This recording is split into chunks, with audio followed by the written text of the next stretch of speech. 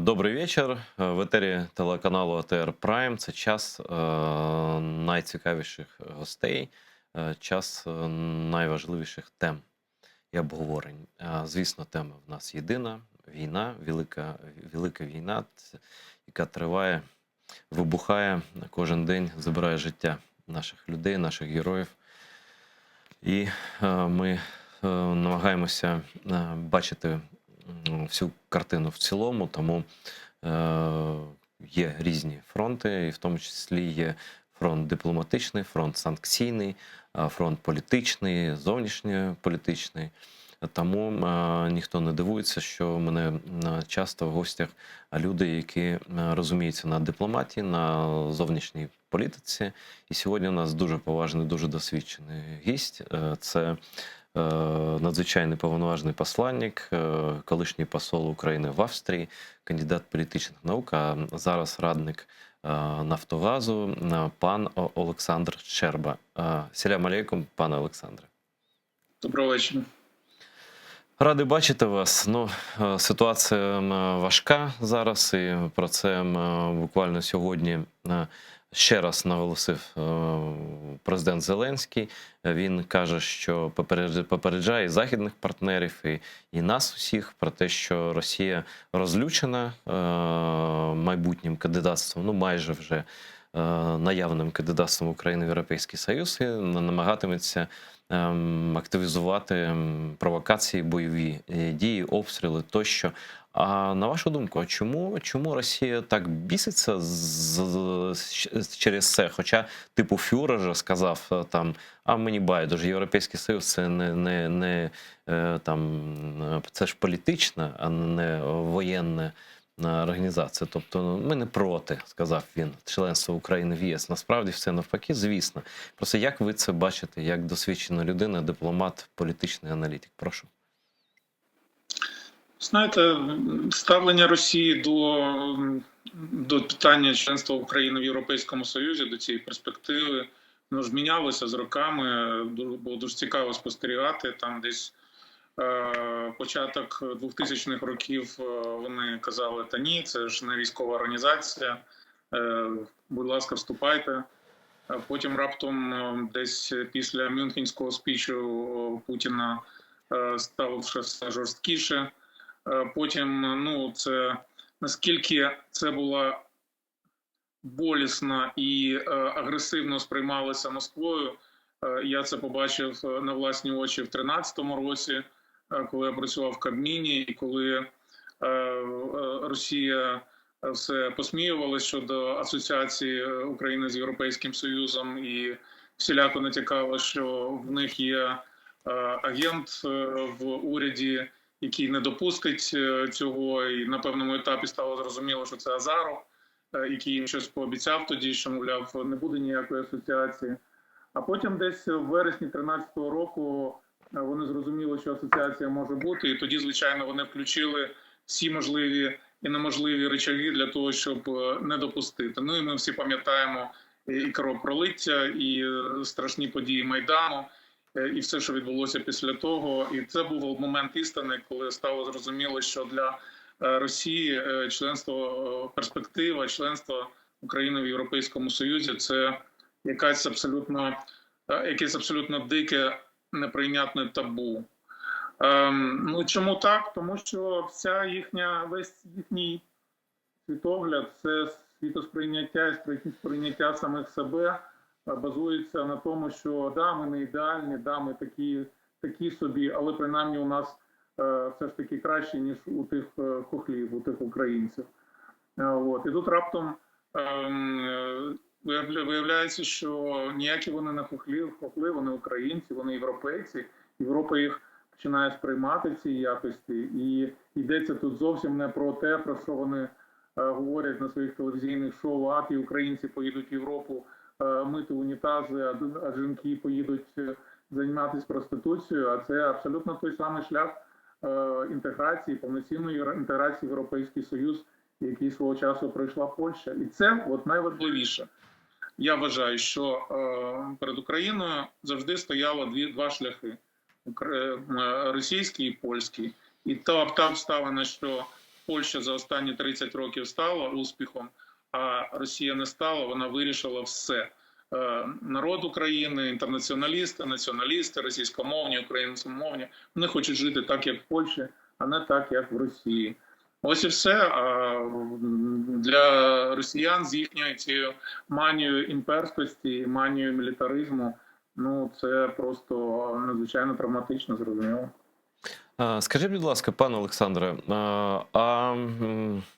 давайте так просто повернемося трохи до країни, де ви працювали послом. Це Австрія. Це одна з тих країн, до речі, яка була найближча, ну я так скажу, такий, ну, акуратний термін, але я думаю, що там просто політичні еліти певним чином були скуплені росіянами, і ми пам'ятаємо цю танцюристку, міністерку закордонних справ, коли вона на день народження, там весілля там в неї було, запрошувала фюрера, танцювала з ним просто в найкращих традиціях там Третього Рейху. Ось, а що зараз? Ось просто Австрія дуже яскравий приклад, такий концентрований приклад країни, яка була Путін-ферштеєром, і влада, і напевний народ так само, там багато грошей російських, і досі багато. А як змінилася Австрія, і чи можемо ми сказати, що приблизно так само, як Австрія, змінюється, якщо змінюється, і інша стара Європа все ж таки трансформується, переходить на, ну, як сказати, повертається до реальності, до тверезості щодо Росії. Чи це повільно відбувається, чи швидко, чи там, ну, це ваша оцінка цього процесу, він дуже важливий для підтримки України? Знаєте, австрійці дуже ображаються, коли їх зараховують до найбільших Путін-ферштеєрів в Європейському Союзі, хоча внутрішньо знають, що за ними є гріхи, і ці гріхи мають абсолютні конкретні прізвища. Карін Кнайсель, міністерка закордонних справ, яка тоді влаштувала це абсолютно ганебне, дике, неєвропейське, якесь таке безвкусне, як буде українською мовою, весілля. Але це не тільки вона. Там багато було політиків, які дуже охоче йшли працювати на російські концерни. Чому так було? Розумієте, австрійці – країна, яка має національний день, національне свято. У них не День Незалежності, у них не день якогось там взяття Бастілії. У них національний день – це день проголошення нейтралітету. Вони глибоко вірять в нейтралітет. Вони глибоко вірять в нейтралітет як своє покликання в Європі. І це дуже зручно, звичайно, оскільки можна за цим ховати своє небажання виконувати санкції, за цим можна ховати своє малодушие, як буде українською, малодушність.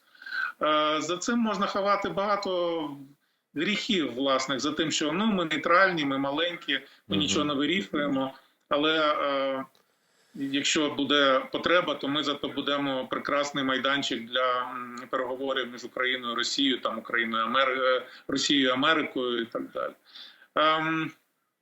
Але для австрійців дуже важливо все ж таки бути в мейнстрімі Європейського Союзу, в тому числі в питанні Росії. Тобто в тій групі, до якої належить Німеччина. Оце мейнстрім для них. В їхньому розумінні Путін-ферштеєри – це Орбан. Орбан і Угорщина, на яку вони дивляться так свисока, і якби для них дуже принципово не опинитись в одній групі з Орбаном. Ну і тепер що відбувається зараз? Абсолютно не секрет, що ця війна – це був удар під дих не лише Україні, але і сотням тисяч, може і мільйонам людей, які все ж таки вірили Росії, які охоче, чи по дурості, чи по наївності, чи просто по закоханості в Чайковського, я не знаю, Толстого, закривали очі на те, що говорила Україна, що ця країна йде до війни, ця країна йде до лютої атаки і на Україну, і на Європейський Союз, на Захід. І ці люди, яким Росія теж дала подих цією війною, в тому числі в Австрії дуже багато таких людей, вони ніколи не забудуть те, що зробив тут Путін, те, що зробила Росія.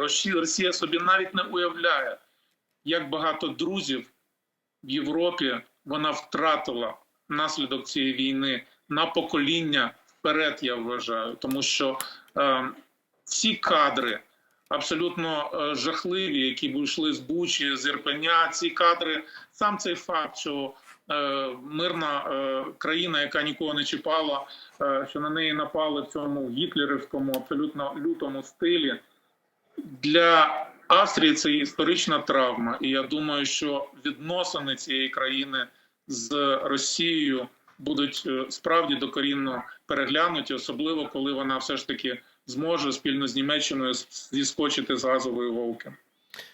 Ну, добре, щоб це якнайскоріше сталося. Знаєте, Олександре, в мене є така моя особиста фраза така, що росіяни ніколи не вибачають спроб з ними дружити. Це доведено всією історією. І австріякам, чи австрійцям, як правильніше, їм теж стало це зрозуміло, і їх це, напевно, це образило. Але вони думали, що цей ведмідь – це така домашня кішка, але виявилося, що не так. Ну, я хочу... Ну і плюс, да. якщо можна, у австрійців і у Австрії і Росії є одна така спільна риса. Австрія – це країна, яка в нинішньому вигляді вона виникла як суміш імперського минулого і дуже сильної лівої ідеї в повоєнний час. Тобто це суміш імперськості і лівацтва. І австрійці цього не усвідомлюють, і росіяни часто цього не усвідомлюють, але тут от в історії дуже сильний у них спільний корінь в емоційності. І це була ще одна причина, чому саме Австрія була такою затишною і гостинною саме для російських імперців. Я хочу повернутися, це дуже насправді цікаво, дійсно цікаво, там суміш лівацтва і імперськості, там постімперськості, це теж феномен такий, да? Дуже дивний. І здається, цей не феномен, це хвороба, вона на неї хворі і Угорщина, і Сербія, які мріють там собі там якимись там колишніми імперіями, там кастрованими, там ображеними.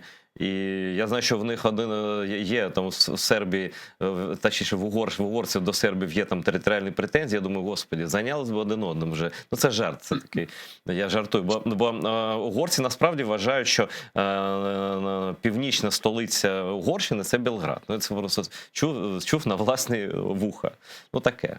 Ось, я хочу до новин повернутися. Сьогодні день Кёнігсберга, я б так сказав, російського Калінінграда. Литва у виконання санкцій повідомила росіян, що жодні подсанкційні товари не можуть проходити скрізь територію будь-якої країни Європейського Союзу, в тому числі Литви, і все. Ну, фактично, це означає не повну блокаду там, але велика кількість товарів і санкції розширюються. Тобто це певним чином блокада. Тобто залишається коридор в них морський, там, напевно, ще якийсь там. І вже почалися погрози на адресу Литовської Республіки, напевно, і на Польщу скоро так само, бо такі самі погрози будуть. Як ви це сприймаєте? На що здатні росіяни, тобто фюрер Путін зараз? Вони що дійсно, там я 3 сценарії читав, там коридори робити туди, через Литву, там, чи не знаю як, ось якісь там відповіді симетричні, асиметричні. Що ви думаєте про цю ситуацію і чим вона може обернутися? Це дуже цікавий поворот подій. Звичайно, я вірю в литовську, балтійську сміливість, але я трошки не вірю в сміливість Європейського Союзу. Європейський Союз – це все-таки консенсусна організація, і чи вистачить Європейському Союзу до кінця пройти цей дуже сміливий шлях, правильний шлях? Ну, не знаю. В мене великі сумніви, що сміливість балтійська перетвориться на сміливість європейську в даному випадку. Але звичайно, якби Європейський Союз справді проявив цю сміливість по відношенню до Росії. Росія, вона зараз нагадує такого шепелявого беззубого діда, який маше кулаком всього світу і кричить: я вам покажу. Але насправді, ми ж побачимо, що вони навіть вже 117 днів війни, вони все ще не можуть взяти місто Сєвєродонецьк, 30 кілометрів від тієї межі, де вони стояли 117 днів тому. Тому, що це? Це країна недалека, не дуже розумна, не дуже здатна на якесь військове чи стратегічне мислення, але в якої надзвичайно велика кількість ракет і надзвичайно велика кількість дураків серед населення, які готові йти вмирати незрозуміло за що. Але рано чи пізно, звичайно, кількість дураків – це стратегічний запас, за яким з Росією ніхто не може поміритися.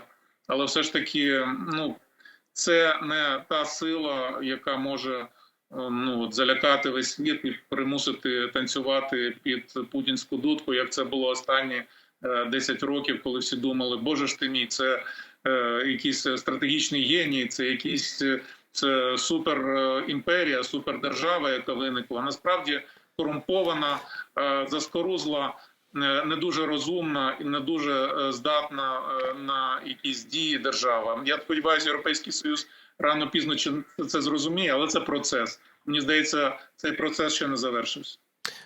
Як ви думаєте, Олександре, чи може все ж таки Путін долучити Білорусь до війни? І якщо він, до війни я маю на увазі в сухопутному сенсі, так? Тобто військами, окремі там підрозділи вже воювали, мені розповідали про це, і ракети летять в нас, на жаль, у тому числі з території Білорусі тощо.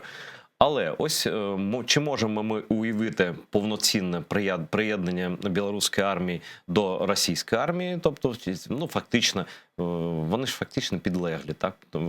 І друге, якщо це відбудеться, так? Там уже такі сценарії читав, що Росія може в рамках безпекового союзу передати частину ядерної зброї білорусам, такий гібридний такий хід, так? Крок. Щось там ще зробити. Ось і давайте проаналізуємо цю частину загрози з боку Росії і їхніх так званих союзників. Я дуже добре можу собі уявити Лукашенка, який віддає наказ наступати на Україну. І я дуже добре можу собі уявити білоруську армію, яка вирушає в Україну. Але так само добре я можу собі уявити масу білоруських солдат, які здаються в полон. Так, як знаєте, знамениті кадри із фільму «Доктор Живаго», коли маса російських солдат раптом щось щолкає в їхніх головах, і вони кажуть: це не наша війна, ми не будемо воювати. От я не знаю, чи щолкне щось в головах російських солдат, коли, вірніше, це відбудеться. А от в головах білоруських солдат цей щелчок може відбутись дуже-дуже швидко. І це, насправді, може бути переломним моментом, одним із переломних моментів цієї війни. Якщо білоруси масово відмовляться, білоруські солдати, на яких полетять наші ракети, масово відмовляться вмирати заради незрозуміло чого. Ми ж пам'ятаємо, до речі, будь-які аналогії, вони не точні, історичні, але ж ми пам'ятаємо, наприклад, як армія Саддама Хусейна здалася, і сам диктатор просто ховався там на підвалі десь, поки його не дістали. І я думаю, що Лукашенко дуже заляканий, насправді. Як вам здається? 100%. Я не знаю, чи він заляканий, він такий дід бойовий все ще, але він розуміє, що його солдати не хочуть воювати. Я думаю, що йому сказали. Я думаю, що він не настільки закупорений у власній реальності, яка не має нічого спільного з правдою, як це Путін. Я думаю, що Лукашенко, і в принципі, чесно кажучи, тобто, коли ще я був в дипломатії, працював, то я чув деякі обривки розмов, які Лукашенко вів з президентом Порошенком, коли він нашіптував йому, що, мовляв, тримайся, дорогий, тримайся, бо якщо ти посипешся, то я буду наступним.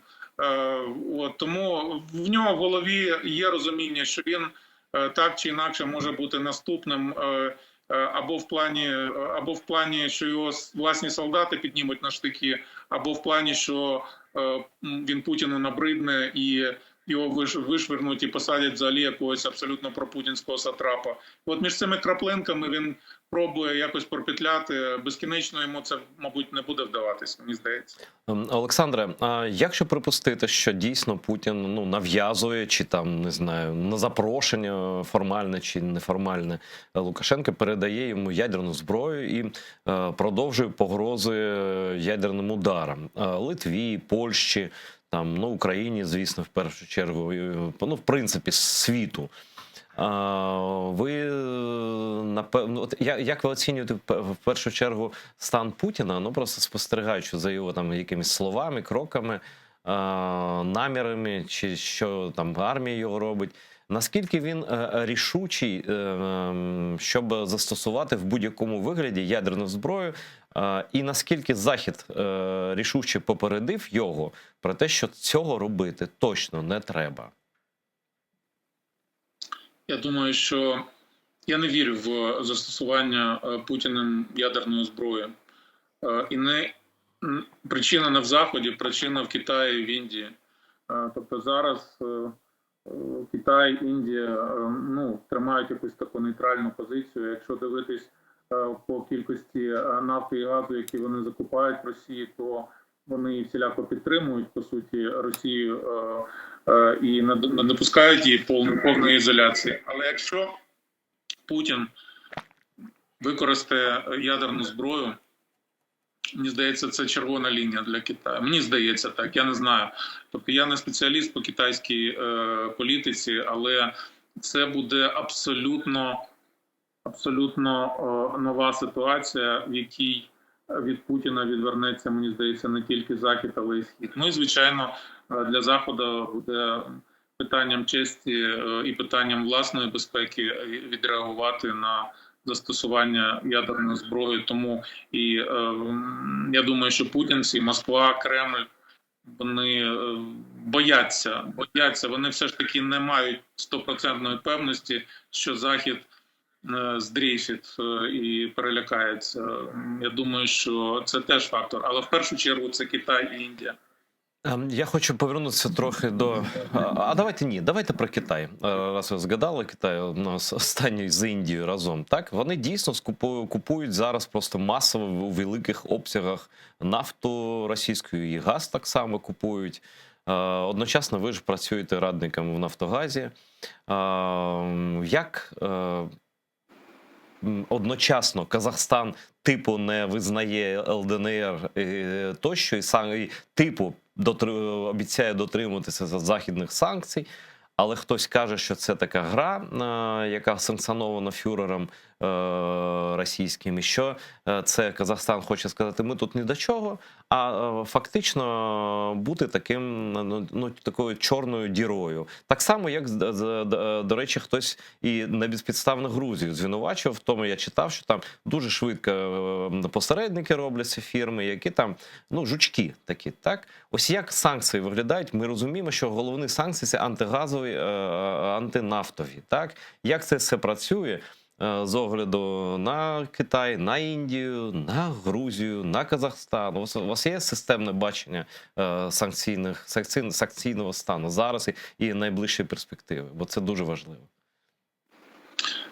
Є велика кількість покладів російських, особливо газових, які можуть іти тільки в одному напрямі, в напрямі Європи. Коли Європа відмовиться, введе ембарго, а дивлячись на те, як швидко будується німецький плавучий термінал, я думаю, що я не буду казати про терміни, але Німеччина чесно намагається побудувати як можна скоріше.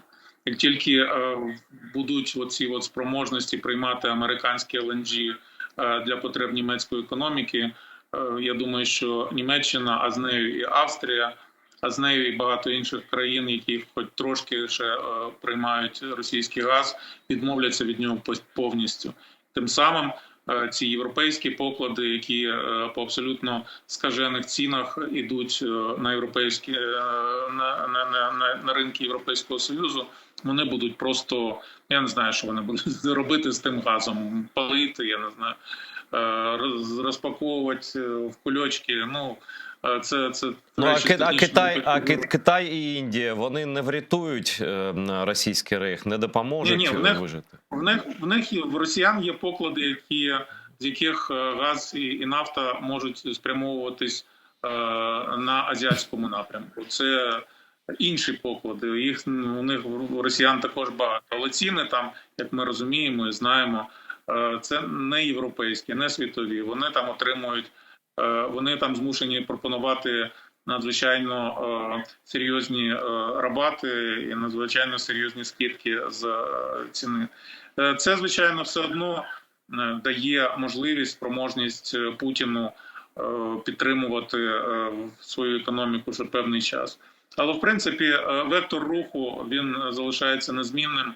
Російська економіка втратить європейські ринки, вона втратить доступ до технологій, вона втратить можливість модернізувати, підтримувати в належної якості свою енергетичну систему. І врешті-решт це буде занепад, це буде кустарщина, це буде, в принципі, шлях в нікуди для Росії. Єдине, що цей шлях в нікуди, він може бути достатньо довгий, і це буде коштувати життя надто багатьом українським солдатам. Ми це теж маємо усвідомлювати. На жаль, санкції, вони не є такими швидкими і дієвими, щоб російська економіка вже зараз посипалась. Пане Олександре, скажіть, будь ласка, а можемо ми припустити, що Китай, ну, зрештою, думає, а потім каже, а що ми, не такі ж круті, як росіяни, давайте ми теж нападемо на Тайвань, наприклад, так? І подивимося, що Захід нам, що Сполучені Штати там чи Японія нам скажуть. Там теж, ну, система ухвалення рішень теж змінилася останнім часом. Там колись політбюро було, зараз там все більше і більше персональна влада Сі Цзіньпіня. Він дуже став такою людиною, ну, скажімо так, диктаторського типу. І це, наскільки це ймовірно, що Китай скаже з Америці, що ні, я все ж таки на боці Росії, ми не хочемо однополюсний цей світ і будемо постачати Росії зброю, будемо плювати на санкції і станемо разом з Путіним спиною до спини і відкриємо другий фронт в тому регіоні. І тобто фактично вже, ну, де-факто війна перейде в статус світової третій. Знаєте, я просто не розумію, яка була б мотивація Китаю в цьому. Китай за останні 30-40 років став світовим лідером, економічним лідером. Він став ним спільно з Заходом і багато в цьому завдяки Заходу. Навіщо йому різати курку, яка несе золоті яйця? Навіщо йому орієнтуватися на Росію, яка сама не є успішною і нікому не приносить успіху? Китайці це абсолютно чітко бачать. Тобто я дуже сподіваюся на раціональність мислення Китаю. Я розумію, що я вже один раз зробив помилку, коли сподівався, як і багато українців, на раціональність мислення Путіна і до останнього моменту не вірив в цю війну. Але мені здається, що все ж таки китайці, вони якісь все ж таки більш раціональні. І у них інше відчуття часу. Для Путіна це або зараз, або ніколи. Причому вже, скоріше за все, ніколи. Він просто це не розуміє, не знає. Його імперський проект добігає кінця. А у Китаю, по-перше, тисячі років позаду і тисячі років попереду. Навіщо їм пов'язувати себе з країною, яка ось як камінь піде на дно?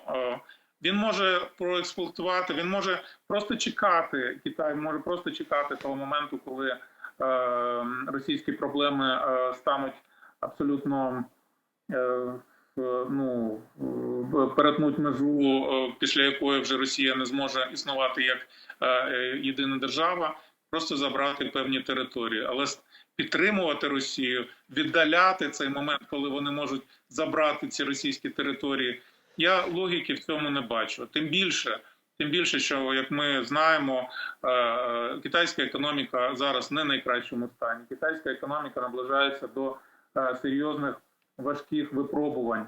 І через ці важкі випробування їй набагато простіше буде пройти з успішним партнером, ніж з партнером, який тягне тебе на дно річки, на дно океану, який називається історія. Тому, ну, знов-таки, от моя відповідь така. Не вірю я в союз Китаю і Росії проти решти світу. Ну, не знаю, може китайці по-іншому поставлять, скажуть, ось зараз Захід там потопить Росію і за нас візьмуться, наприклад. Ну, от, я не знаю, ну, якщо дивитись, Захід – це Джо Байден, да? В даному наразі. Ну, для Китаю так точно, да. Да, ну от вони дивляться на Джо Байдена. Невже вони бачать в ньому людину, яка візьметься зараз за Китай, і що вона з ним зробить?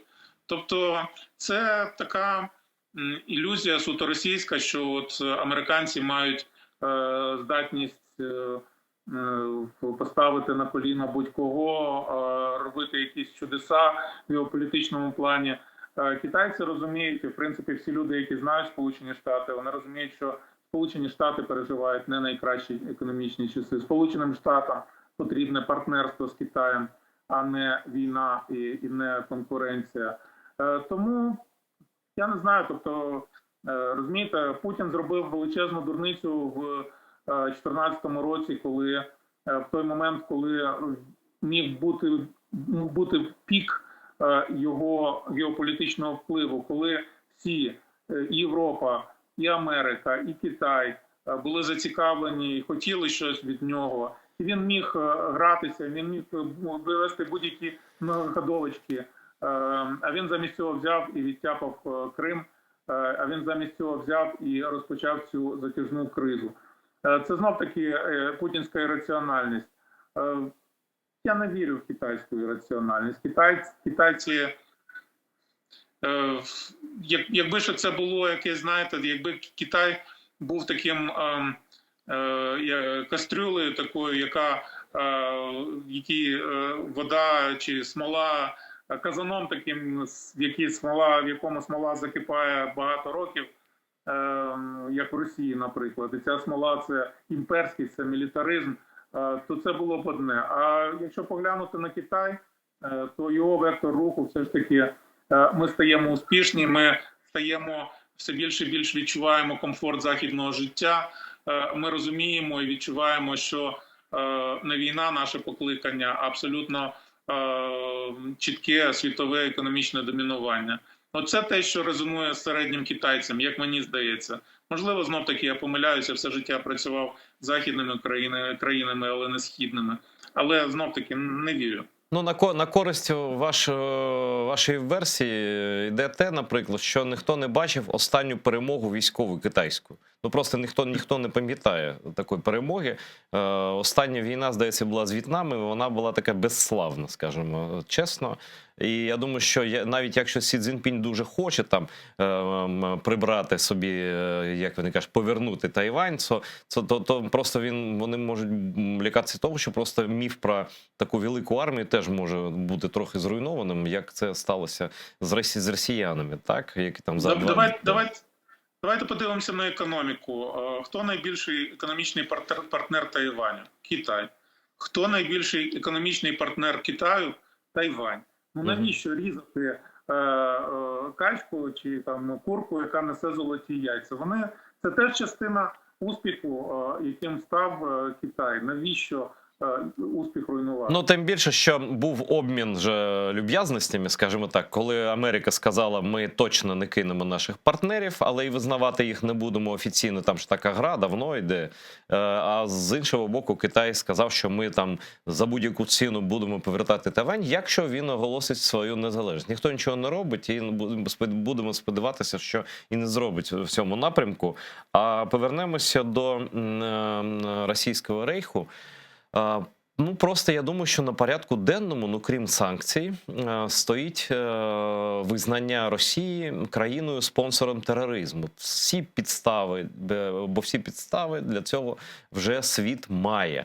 І вже днями, здається, американський конгрес має розглядати це питання. Ну, перше, я не розумію, чому країна-спонсор тероризму, бо, ну, як сказати, коли спонсуєш тероризм в іншій країні, там, чи десь там, це ти спонсор. А коли ти сам себе спонсуєш, тобто ти і є терористичною державою. Чому таке формулювання, я не знаю.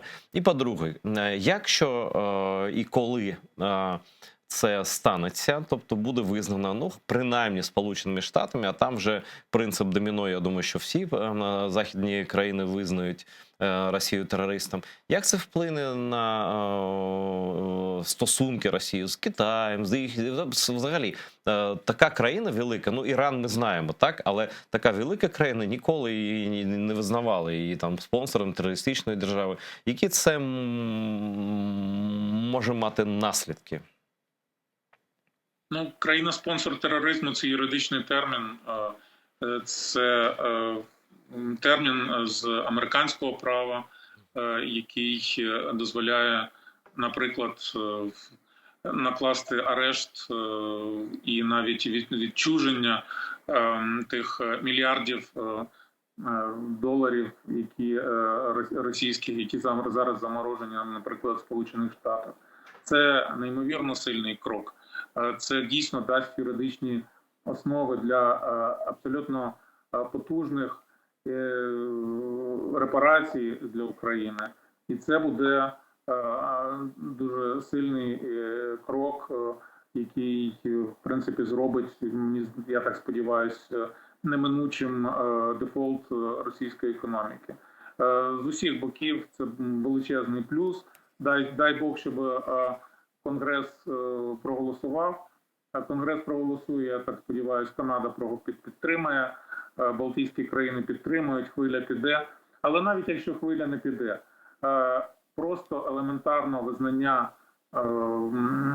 спонсором тероризму Росії в Сполучених Штатах це вже надзвичайно поглиблення європейської ізоляції, це вже відлякне будь-яку людину, в якої все ще може зайти в голову ідея, а давай я якось зароблю грошенят на торгівлі з світовою парією, то після цієї ідеї, я думаю, що на такий ризик жоден серйозний великий бізнес не піде. Це буде надзвичайно жорстке поглиблення світової ізоляції Росії і великий крок до суттєвих серйозних репарацій для України по завершенню війни.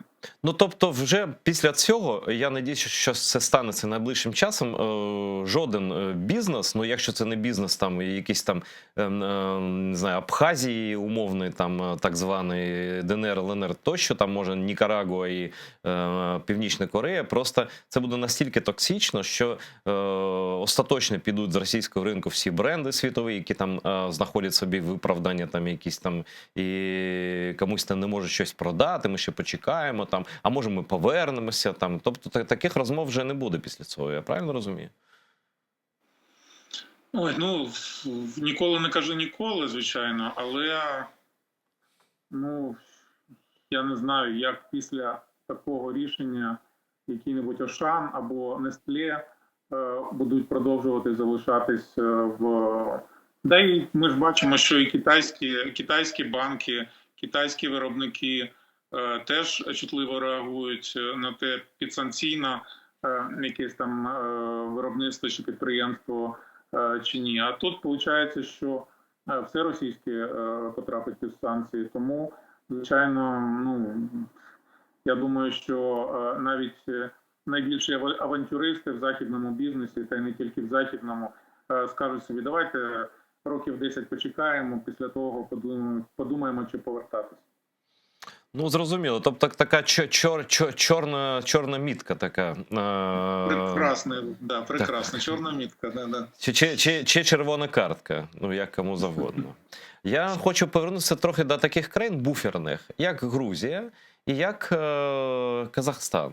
Чи дійсно Казахстан принципово не буде виконувати санкції, чи він хитрить? Чи дійсно Грузія наш союзник Заходу, чи там будуть знаходити там дірки для того, щоб якось там робити бізнес, допомагати, ну, може, із себе, росіянам, тощо, бо ж ми знаємо, що за керівництво в Грузії зараз. Як думаєте, Олександре? Ну, це трошки не мій регіон.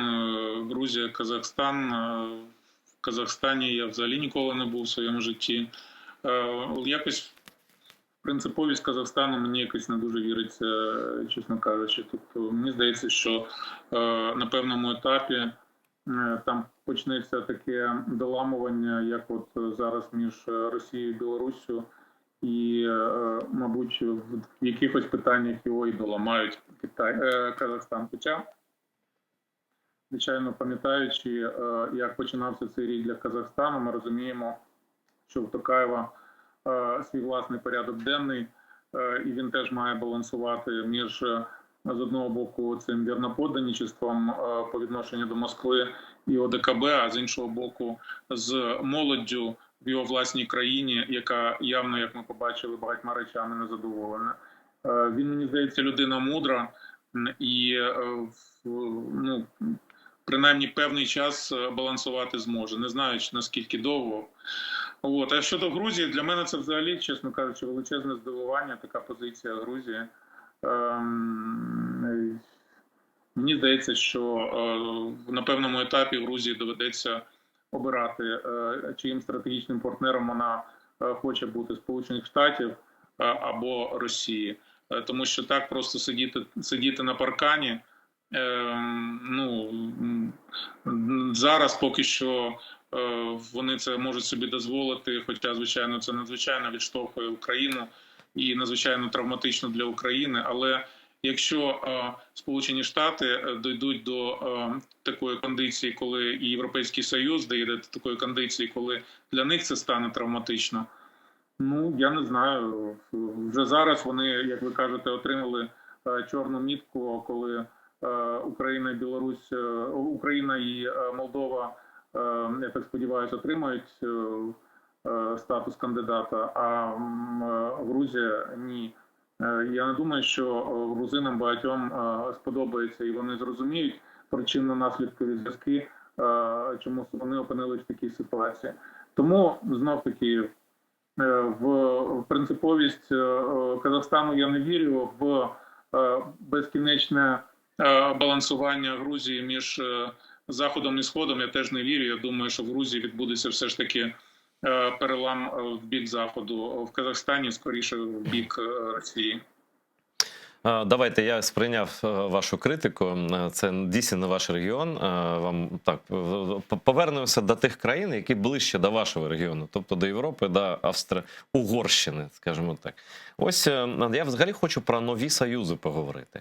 Я відкидаю одразу ці версії, що не може бути там заміною НАТО, там союз з Британією, Польщею, Балтією. Слухайте, одне іншого не виключає. Шлях до НАТО закладений в нас в Конституції. Це не треба обговорювати, це просто марнувати час. Я про інше.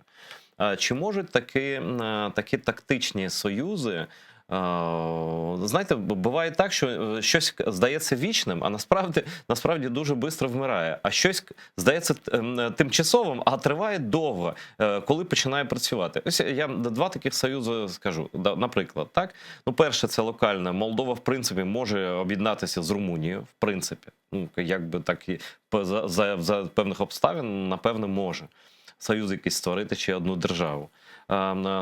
Тут Польща поруч, яка просто країна-сестра, країна-побратим, щоб нікому не було там жінкам, чоловікам, значить, побратим і сестра. Ось. Є країни Балтії, які теж, в принципі, прагнуть такого союзу і допомагають там відносно бюджетів своїх найбільше. Там Естонія, наприклад, маленька, да, Україні зараз. Є Велика Британія, яка має такого тверезого лідера, який постійно тут буває, підтримує тощо. І все, і маємо позицію Сполучених Штатів, які сказали чітко: ми не проти будь-яких союзів. Якими можуть, якщо можуть бути такі союзи, чи можуть вони мати військову складову? І за яких обставин цей процес може пришвидшитися, наприклад, для України? Знаєте, я коли прийшов в дипломатію, то у всіх на устах був Веймарський трикутник. Я не знаю, чи ви пам'ятаєте, що це таке було. І одна з цілей української зовнішньої політики була перетворити Веймарський трикутник на Веймарський чотирикутник. Веймарський трикутник – це була Німеччина, Франція, Польща. І це був дійсно такий союз, в рамках якого практично зовнішня політика була синхронізована, та і не тільки зовнішня. Тобто це Польща діяла в унісон з Берліном, Берлін намагався не ображати Париж, Париж намагався грати, загравати і, в принципі, якби трошки перетягувати на себе, а не на бік Німеччини, значить, Польщу. Це був надзвичайно цікавий союз. Потім пройшов час, і це став абсолютно інший світ. І всі забулись про цей Веймарський трикутник. Німеччина в багатьох питаннях зараз на ножах з Польщею. Францію взагалі після вчорашніх виборів може не впізнати, там якісь свої такі процеси відбуваються. Тому світ змінюється, що я хочу сказати. Світ змінюється, і особливо він змінився після 24 лютого. Це абсолютно нова політична реальність. Я бачу це як реальність, в якій, наприклад, НАТО ослабне, оскільки НАТО погано себе показав в цій війні. А ті країни, які добре себе показали, які показали себе як справжні надійні партнери, в першу чергу Велика Британія, Балтія, Польща, вони надзвичайно наростили свій авторитет, свій рейтинг в світовій політиці. Просто от за ці 117 днів, поводячись достойно, розумієте, коли світ бачить, що країна поводиться достойно, коли вона не кидає, як кажуть американці, своїх друзів під автобус, то і потенціал цих країн, якщо вони хочуть побудувати якусь окрему зовнішньополітичну організацію чи будь-яку іншу, він теж відповідно виріс. Якщо дійсно ця так звана УПА стане Україна, Польща, Англія, плюс ще УПА і Балтійські країни, дійсно буде рішення щось створювати в цьому форматі, потенціал буде дуже суттєвий. От. Європейський Союз має це враховувати, оскільки Європейський Союз це багато в чому був тандем Німеччина-Франція.